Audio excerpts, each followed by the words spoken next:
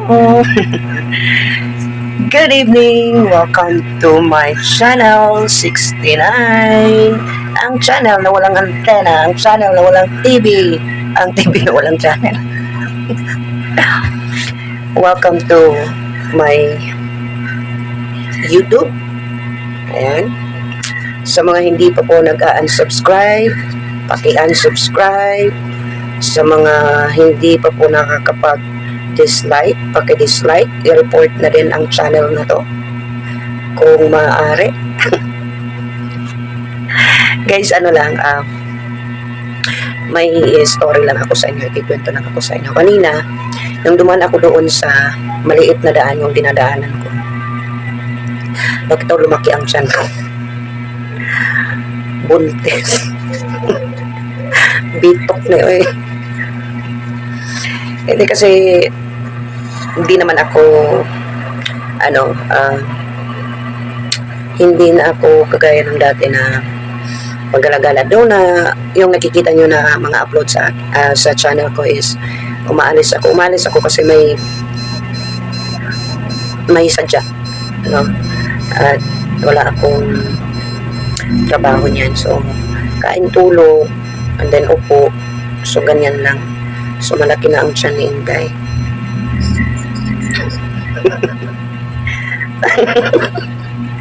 Nga nung mabuntis, wala ilabuan man. Okay. Anyways, nagsabi sa akin, pero buyag sa doy. Pero buyag pa, sin mabuyagan niya. Wala. Medyo umano lang yung tiyan ko kasi umiinom ako lagi ng malamig. At yun na nga, kain, tulog, at saka murikat. Yan lang ang trabaho ko ngayon, guys. Kasi isa na lang ang estudyante ko, guys. Isa lang ang estudyante ko. So, ano lang siya, parang pagkatapos rest na, tsaka wala na po akong yung isang ano ko, kinip up ko na kasi may naamoy ako. Saglit lang, no? Ginip up ko na siya kasi ayaw ng isa na mag-travel pa ako. Mag-travel. At least kahit pa paano daw, dito na lang ako sa bahay. Para safe. Pero ganun pa din. Umaalis pa din ako ng bahay at saka nagmumotor. Diba? So, yun lang. Bigla akong inano doon sa dinadaanan ko. Bakit ito malaki ang tiyan ko? Bitok na uy, maraming bulate sa loob. Oh. Huwag yung pakialaman. Huwag kayo makialam. Uy, nabuang naman. Anyway, guys, sa mga, i-adlib ko lang, sa mga gusto pang mag-submit or gustong sumali, again, nananawagan po ako para maano na po yung lista natin at yung mga finalists po sasali sa ating instrumental, Kabunso Instrumental Contest. So, meron pa lang tayong dalawa na confirm na sasali and gumagawa pa sila ng video, yung isa nagpa-practice pa. So, maghihintay na lang ako sa kanilang video. Anyway, up until September 30 pa naman po ang last day po ng submission. Ulitin ko po, 2 videos po ang inyong gagawin. It's a separate videos. Ang isa is para handog, para kay Bunso. Yung pangalawa is choice nyo, no? Kung anong gusto nyong tugtugin dyan na ano din sa sarili nyo, feel nyo ba para din may impact yung presentation natin sa grand finals, no? So, ayun yung ano natin. Yung prizes natin, again, ulitin. First prize winner will receive 10,000 pesos. Ang second prize is 8,000 and the third prize winner is 5,000 pesos. Kung 5 ang sasali, ang 2 consolation prizes ay makakamit ng tigwa 1,500 pesos. Hindi na masama, diba? Kakaskas ka lang dyan. Kahit ako, guys, marunong po akong ukulele. Pwede rin yung ukulele. Pwede nyo rin yan gamitin sa pagtugtog. Kaya lang, hindi ko po pwede kasi host ako sa palarong ito, sa pa-contest na to. Alam ko talaga ang Yuki. Kasi that's my specialization when I was in college. Music. Mapi ako.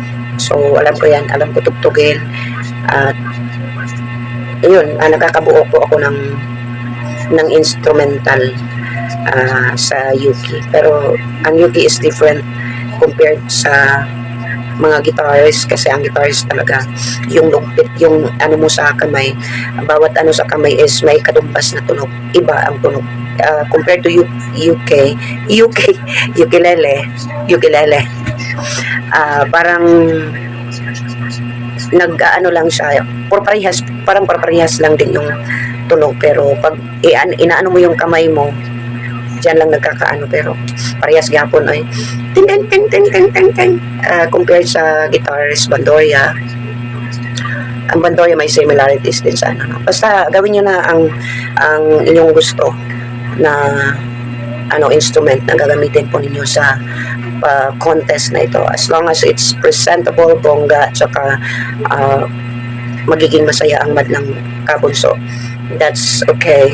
And wala na ditong screening diretso na kung sino po ang magpasasali, magsasabit ng video. So iano na natin yan hanggang makumpleto ang 5. Pero kung 3, itutuloy na lang siguro natin. Pero much better kung 5, kasi sabi ni Mang Imela, much better kung 5 para medyo mahababa yung oras natin. Kasi kung 5, 10 ang videos na i-play natin sa ating live. So yun lang po yung ano po natin, yung update po natin, no? So again, last day of submission, that's gonna be on September 30. Hanggang 30 lang tayo, no? So hanggang 30 lang po ang last day ng submission sa entries. So ano na kayo, sali na kayo mga kabunso, no? There's no harm in trying. You can give a try. Anyway, wala namang masamang mag-try dyan. Kung nag-ano kayo ng guitar, then push it. Just practice makes perfect. And then i-submit nyo sa akin. Of course, ito yung magsasubmit nga pala, kailangan makikita yung mukha. Okay? Malayo yung video, dapat makikita yung mukha, tsaka yung paghawak niya ng guitar. Okay?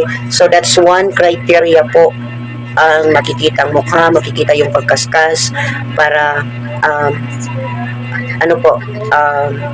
para pasok ka sa banga. Kasi that's one of the criteria po na ating titingnan po sa ating competition. At kung may mga exhibition kayo dyan, mga pakulo sa inyong presentation, that would be better, because we want kabunso.